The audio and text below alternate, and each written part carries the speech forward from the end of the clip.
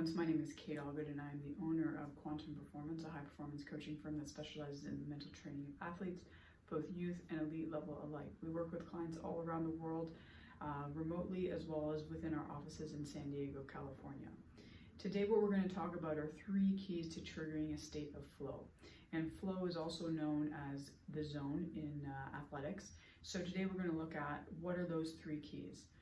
And this is really, really important to look at what these 3 keys are, because it really helps someone to dive into a state of flow. And I love working with athletes on helping them to get into a state of flow where they can really perform at their peak level. And that's really what everyone's trying to do and trying to achieve, is to be able to consistently achieve peak levels of performance. And it is something that is trainable, and a lot of people don't understand that.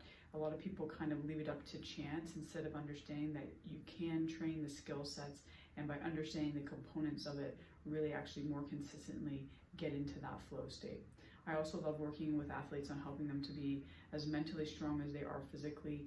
Athletes today spend so much time on the physical components, whether that's nutritionally, strength and conditioning, technical skill set, and yet everyone knows that the mental side is important, and they understand it to a degree. But what we're really starting to see is that those athletes who really embrace it and work on it on a weekly basis, daily basis, just really embrace that they need to constantly work on that mental side just as they do the physical sides. Those are the athletes that are starting to really make those gains and really reach a new level of performance above the rest. So let's look at what these 3 keys are to triggering a state of flow. And these are what are considered 3 internal triggers of flow. We're in another video going to look at what those external triggers of flow are.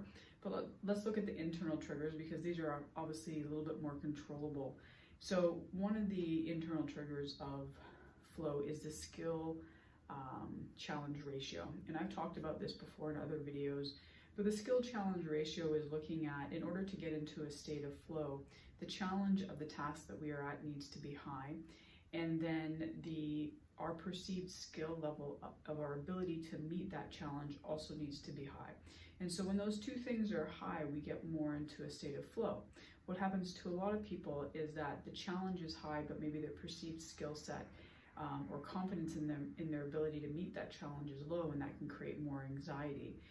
Sometimes it is more the challenge is low, but someone's perceived skill set is high and their confidence is high, which can create, a little bit more boredom or apathy in that regard. So we really want a high skill set, and obviously the perception of our skill set is the important part, so confidence.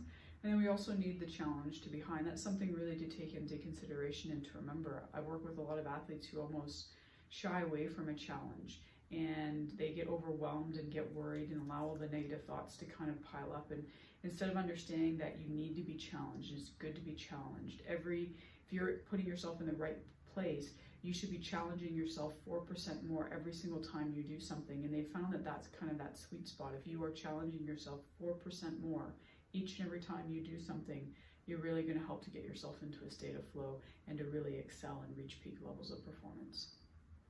Another component of a flow state is clear goals. And so the main part about this is the clear part. We want clarity. The more clarity we have, the better.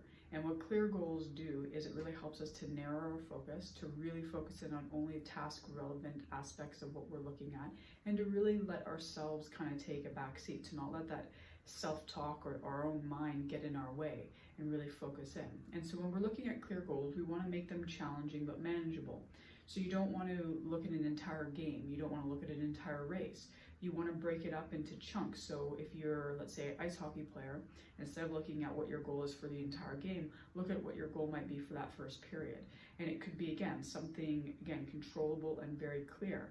Do you have a good stick? Making a good first pass, keeping your feet moving, good stick position.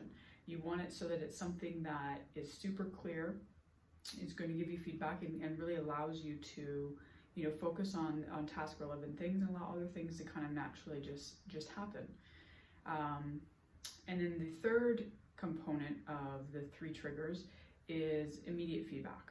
And so obviously in the world of athletics, this happens a little bit more than maybe other areas of life. Obviously we get pretty immediate feedback as to whether or not we are performing in the manner in which we would like or not.